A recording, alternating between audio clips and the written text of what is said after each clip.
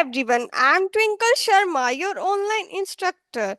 Today we will start our topic transport layer of OSI model of series 0 to Hero.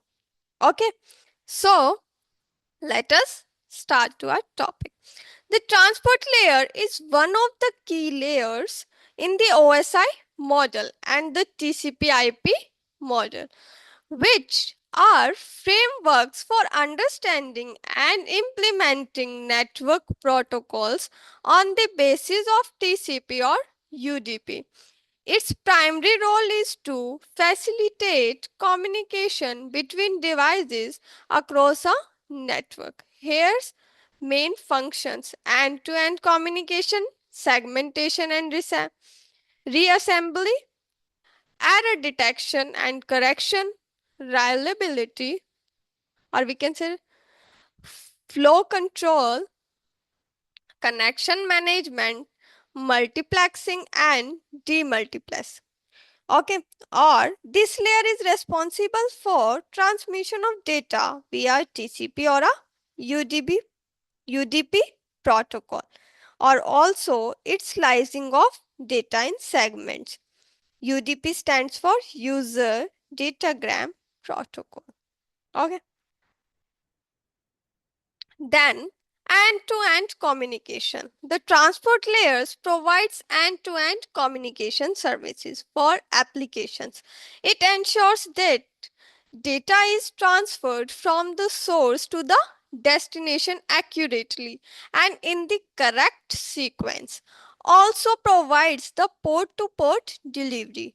There can be multiple applications running on a source and also on destination. So, the data should be forwarded successfully, as well as it must be forwarded to a specific application, and it is done by the port to port delivery using multiplexing. Okay, then here we have the diagram for the end to end communication. Okay, this is the source and this is our destination.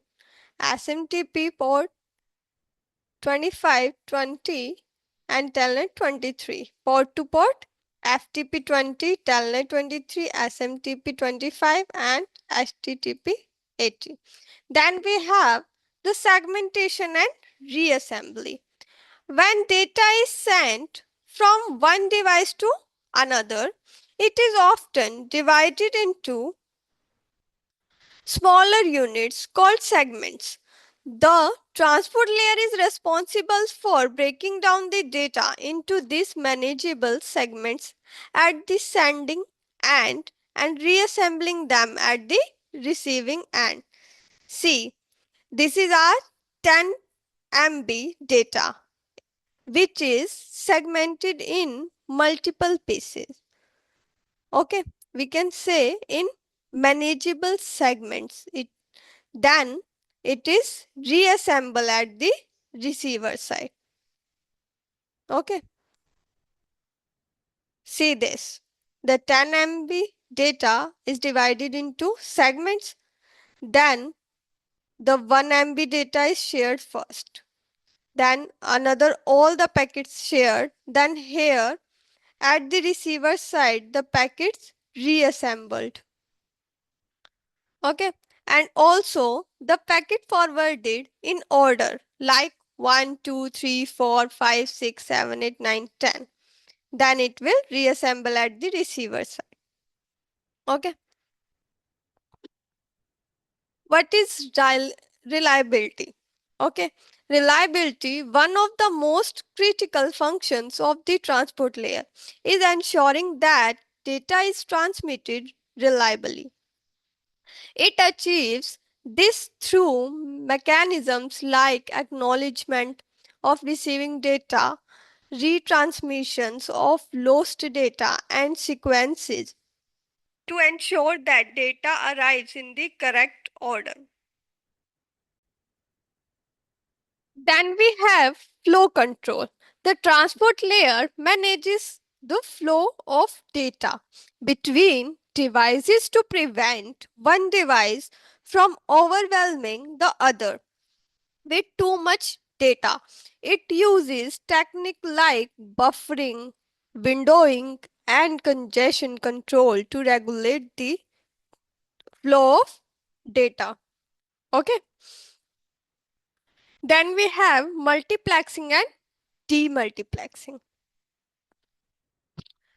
The transport layer allows multiple applications to use the network simultaneously by assigning unique port numbers to each communication session. Multiplexing at the senders and demultiplexing at the receiver and ensure that data is delivered to the correct application. Error detection and correction. The transport layer ensures data integrity by detecting errors in the data segments during transmission. It uses mechanisms like checksums to verify the integrity of data and request retransmission if errors are detected. Okay, so here the error detection is done and the correction is also done.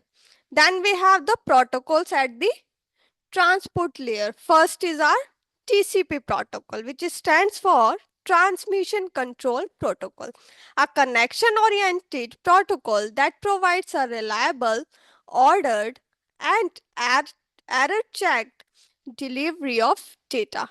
TCP is used for applications where data integrity and order are crucial, such as web browsing, email, and file transfer.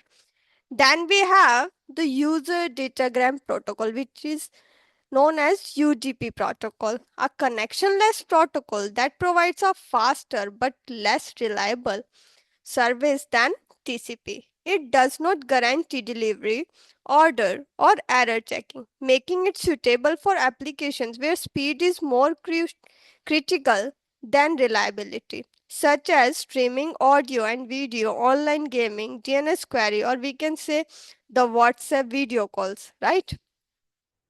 Then we have the difference between the UDP and TCP protocol. First, the TCP protocol is connection oriented protocol, whereas the UDP protocol is connection less protocol.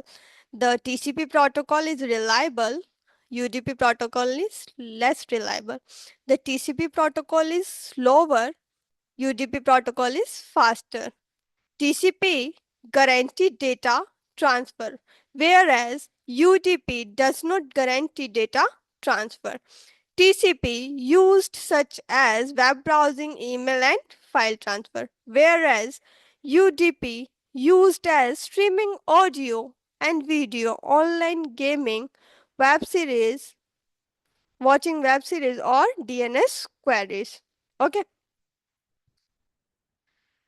Then the three-way handshake process in TCP. Sync, then sync with acknowledgement, then the source send the acknowledgement to the client. Okay. Then here three-way handshake and packet flow.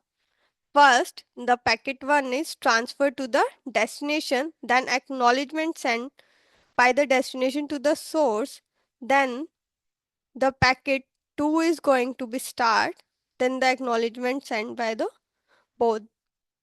Okay, just like sending packet 1, then acknowledgement sent, then the source send the acknowledgement, then another packet. Okay, the three-way handshake here. Then we have the UDP protocol. Don't follow the process of three-way handshake. It will only send the packets, not get the acknowledgement. Okay, just like video call, internet calls, live streaming is the example of UDP protocol. Thanks for watching. Here we have completed our transport layer. In the next video, we will cover up the next layers.